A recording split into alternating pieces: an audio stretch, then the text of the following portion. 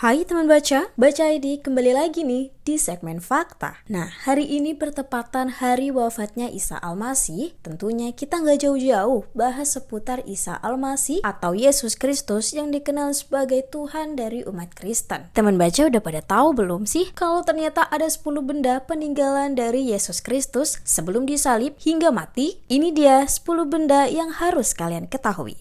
Holy Grail. Holy Grail atau piala suci yang digunakan oleh Yesus Kristus di perjamuan malam terakhir untuk melambangkan Ekaristi atau perjamuan kudus bersama ke-12 rasulnya. Nah, cawan ini dipercaya mempunyai kekuatan ajaib yang diyakini tersimpan di gereja Katolik Paroki Katedral Valencia, Spanyol. Kain kafan Turin. Kain kafan Turin ini merupakan salah satu benda bersejarah bagi umat Kristen dan kain ini dianggap salah satu benda suci. Wah, kenapa bisa dibilang suci? Ternyata kain Turin inilah yang menutup tubuh Yesus yang penuh darah ketika mati di kayu salib. Kain tersebut berukuran 4,2 meter kali 1,1 meter dan dipercaya memiliki gambar serta bekas-bekas darah milik Yesus. Kafan Turin ini disimpan di salah satu kota di Italia bagian utara. Kayu salib. Salib sejati merupakan sisa-sisa salib yang diyakini sebagai salib Yesus Kristus. Sejarawan Eusebius dari Kaisarea tahun 326 mengklaim telah menemukan 3 salib yang diyakini merupakan salib Yesus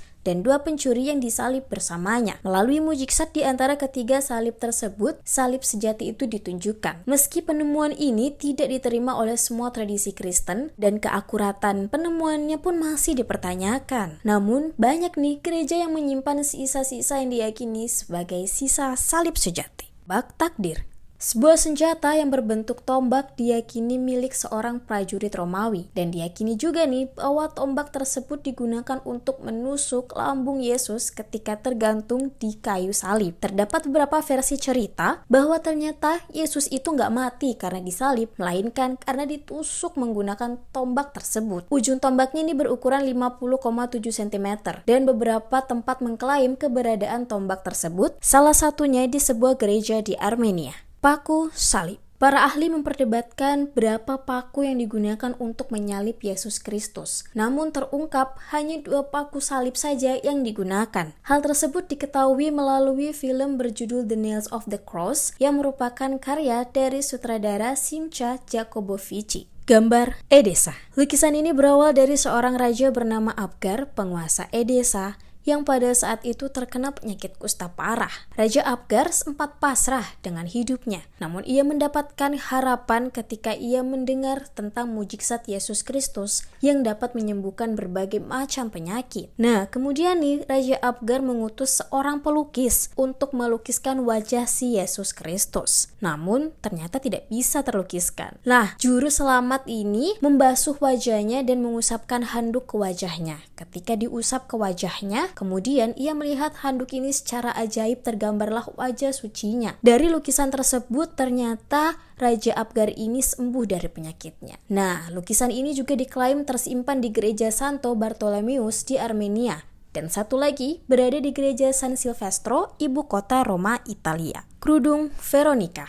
Potongan kain yang mencantumkan wajah Yesus, namun ternyata ini tidak dibuat dari tangan manusia, melainkan dari keringat seorang wanita yang menghibur Yesus Kristus pada saat itu. Tangga suci. Dari kisah Injil kita tahu bahwa Yesus melewati tangga-tangga ini ketika digiring masuk dari Taman Zaitun kepada Pilatus di istananya. Dan tangga-tangga ini pula lah yang menjadi saksi bisu terhadap perjalanan Yesus dari pengadilan, mengenakan mahkota duri, memanggul salibnya, dan meneteskan darah di atas batu-batu marmor ini. Oleh karena kesuciannya tangga-tangga ini, maka para peziarah tidak berjalan kaki seperti biasa, namun mereka harus berlutut sambil berdoa dan merenung. Panjang tangga itu terdapat 28 meter dan semuanya berbahan dari batu marmor.